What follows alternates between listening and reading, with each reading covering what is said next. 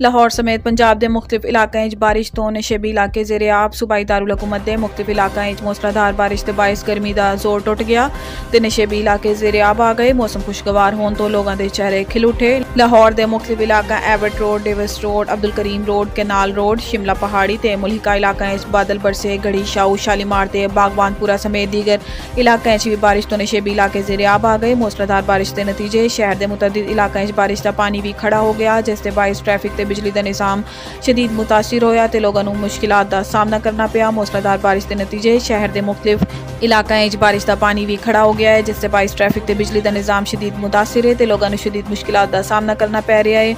लाहौर बारिश के बायस लैस्को के मुतअद्दिद फीडर ट्रिप कर गए, जिसके बायस मुतअद्दिद इलाकों बिजली बंद हो गई। मूसलाधार बारिश तो शहर के मुख्तलिफ इलाकों 90 तो ज़्यादा फीडर ट्रिप कर गए। सब्ज़ाजार, शादबाग, वारिस रोड, समनाबाद, फाबड़ा टाउन बिजली बंद है। ठोकर न्याज बेग, बागबानपुरा, रेलवे कॉलोनी के मुख्तलिफ इलाकों भी बिजली गायब।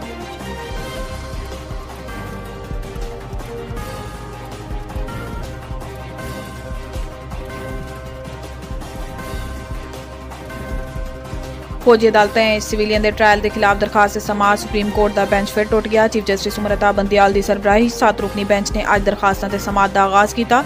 Justice Ijazul Ahsan, justice Mansoor Ali Shah, justice Munib Akhtar, justice Yahya Afridi, justice Mazahir Naqvi ते जस्टिस आयशा मलिक भी बेंच का हिस्सा सी।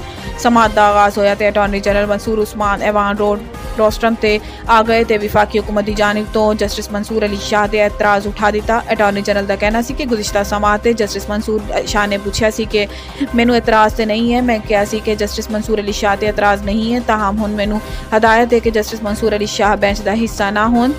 चीफ जस्टिस उमरता बंदियाल का कहना सी कि तुहाडी मर्जी तो बेंच नहीं बनाया जाएगा। किस बुनियाद पर विफाकी हुकूमत जस्टिस मंसूर से एतराज़ उठा रही है। अटॉर्नी जनरल ने जवाब दिता कि मफादात के टकराव की वजह तो एतराज़ उठाया गया है।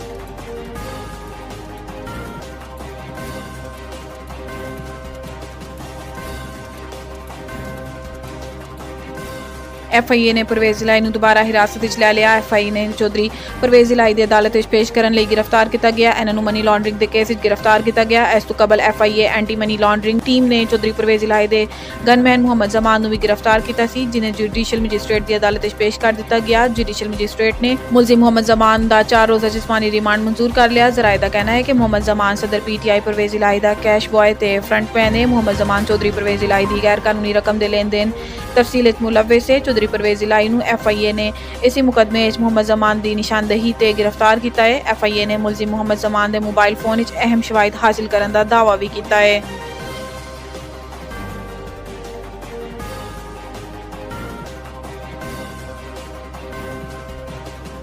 इदारा बगावत ते उकसान का केस शहबाज गिल इश्तिहारी करार देने की कार्रवाई शुरू करने का हुक्म। एडिशनल सैशन जज ने विफाकी तहकीकाती इदारे शहबाज गिल को फौरी गिरफ्तार करने का भी हुक्म दे दिता। जज ताहिर अब्बास ने हदायत की कि शहबाज गिल पाकिस्तान है जिस एयरपोर्ट से नजर आन इन्होंने गिरफ्तार करके पेश किया जाए। अदालत ने चेयरमैन नादरा शहबाज गिल का शनाख्ती कार्ड भी ब्लॉक करने का हुक्म दे दिता। अदालत का कहना है कि शहबाज गिल जानबूझ के केस के ट्रायल को अगे नहीं वधाना चाह रहे। शहबाज गिल की इस्लामाबाद ते फैसलाबाद की रिहाइश गाह के बाहर इश्तिहारी करार देने का इश्तिहार चस्पा किया जाए। अदालत ने डिप्टी कमिश्नर फैसलाबाद ते इस्लामाबाद शहबाज गिल की जायदाद की रिपोर्ट 30 दिन जमा कराने का भी हुक्म दे दिता।